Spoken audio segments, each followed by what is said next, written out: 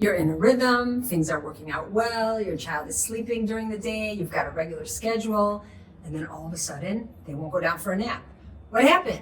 What just happened? Everything was fine. Everything was going perfectly. And then one day your child won't go down for their nap anymore. And there's this nonstop screaming, crying before nap. And you think to yourself, what am I going to do? I might as well rescue the nap, because if I don't rescue the nap, there's way too many hours before bedtime.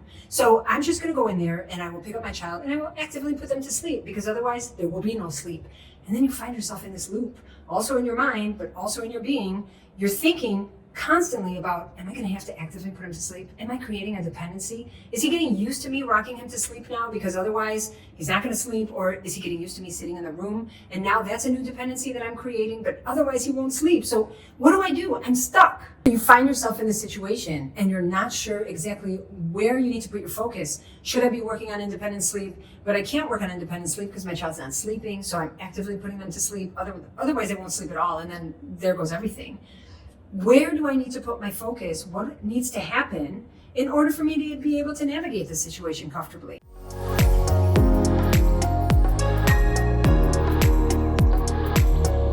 What if I had clarity? All of a sudden I have clarity around what needs to happen, how I can help my child move through this period where they're kind of transitioning between naps. Because when a child generally sleeps well, and then all of a sudden we start to fall into this pattern where they're just not going down for one of their naps the way they normally do, that generally indicates that we're going through a nap transition. And a nap transition just means that your child is developing and maturing and all of a sudden more capable of being awake for longer periods of time. Thus, one of the naps needs to drop.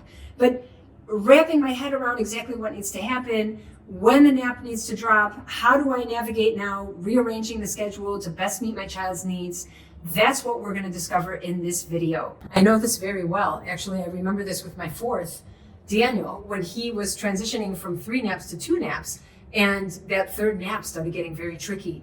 And it was a very hit or miss situation. So some days he really went down smoothly and everything was fine. And on other days, even though he seemed exhausted and he'd be rubbing his eyes and his eyebrows would be all red and he would be so tired, he wouldn't go down no matter what I did. And I remember that feeling, like massive frustration. What is happening? Why aren't you going down? Just yesterday you went down for a beautiful nap. And so how can things have changed overnight? That is an indication that your child is going through a nap transition. When things sometimes work, but not all the time, when things used to work all the time, but now sometimes are not working, those are indications that your child is maturing and can start to have longer wake windows, which means one of those naps needs to drop.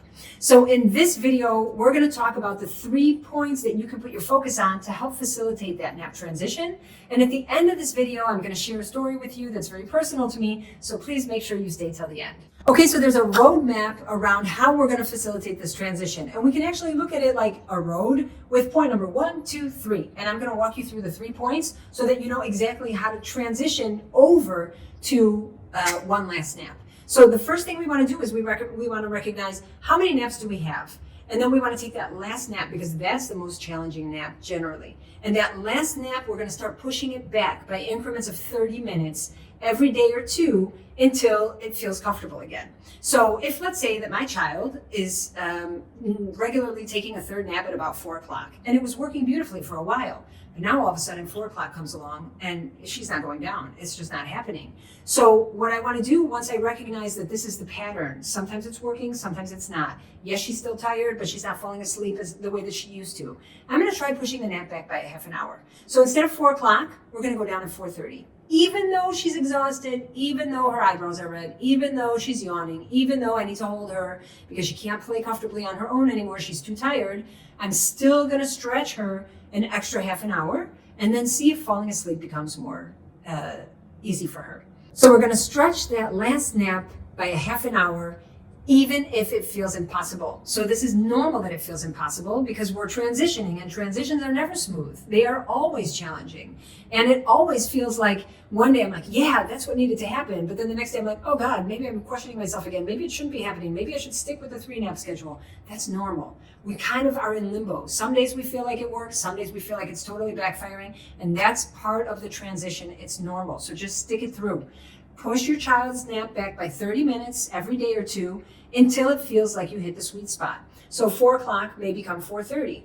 4:30 may become 5. 5 may become 5:30. And I know you're probably thinking now, 5:30? I would put my child down for a nap at 5:30? Yeah, it could be that right now, 5:30 is that sweet spot where your child can comfortably go down for that last nap, and you just cap it at 30 minutes, that's all. But at least they're getting in some shut-eye before bedtime. Otherwise, that stretch is going to be way too treacherous. So we've stretched that last nap back by half an hour every day or two until we find the sweet spot. And that's going to go on until it no longer can go on, because we said 5:30, you might put your child down for a half an hour sleep. But at 6 o'clock, that's the cutoff. We no longer put our child down for a nap after 6 o'clock. 6 o'clock is considered the body's time for sleep already. So it could be 6, it could be 7, it could be 7:30, but we don't want to put our child down for a nap after 6 p.m. So once you've hit 6 p.m., once 5:30 no longer works, that means that now we've dropped that nap. Now our child is on a 2-nap schedule. And so first nap and second nap are going to have to be stretched out in order to make the balance of the day a bit more doable. If you keep those first 2 naps too early, there's too long of a stretch until bedtime. So you want to kind of gradually increase the wake windows in between sleeps so that you have more or less a consistent wake window. So it might be now 3-hour wake time, and then 3.5-hour wake time, and then 4-hour wake time before bed. That might be a comfortable way that you can stretch your child. But you will need to stretch the wake windows in order to not allow for too much wake time, specifically right before bed. The third point on our journey of nap transitions is that we want to bump up bedtime. So just imagine how this looks. Let's play this out theoretically. We have now stretched our child 30 minutes every few days until over the course of a few weeks, they've dropped that nap. And now we've stretched out the wake windows to better meet our child's new schedule. The last thing we want to put focus on is that maybe bedtime needs to come a bit earlier. And I'm talking a bit, like maybe 30 minutes, 40 minutes earlier, because a nap has dropped. And so stretching a child too long before bed can become very difficult. So if you notice that your child can no longer comfortably make it to bedtime, you may want to bump up bedtime by an extra 30 minutes, which will facilitate the entire nap transition. There are so many stories going on in my practice right now, but one story specifically, one family that I'm facilitating is working with her child. She actually has 2 children, and her second child, her baby, is not sleeping his afternoon nap the way he normally would, and she is just beside herself. She just came home from work. The day is like maybe almost over, but not quite yet. She's got her older child that needs engagement, and her baby's not going down for a nap, and she's like, how am I navigating this space? It's like my older child needs me, but my younger child's not going down, and then it becomes a screaming match, which is literally stressing the whole house out. Even my older child can't stand it. And then I find myself sticking her in front of a screen in order to go take care of my baby, who's actually not sleeping. And then I walk out of the room with him in the carrier, and I think to myself, all right, I guess it's not working today. So the nap transition for her is imperative, because if she doesn't have this nap transition, then all of a sudden her whole family dynamics got thrown out the window in an instant.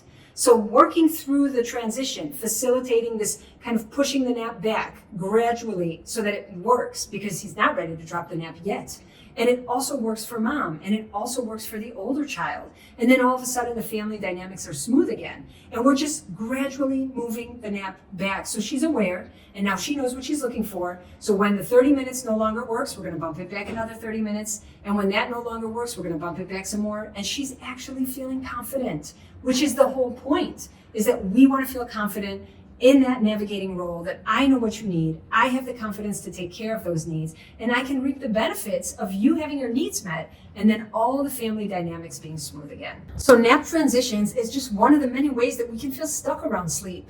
And so if you're dealing with sleep and feeling stuck, I invite you to work with me. I have a free guide for you. You can grab it. It's the 3 main reasons why your child is still not sleeping through the night. If you want to dive deeper, I have an online course. And if you would like, you can follow me now on social media through Facebook and Instagram. I would love to see you there. There are daily insights and tips for you to benefit. And let's get to better sleep.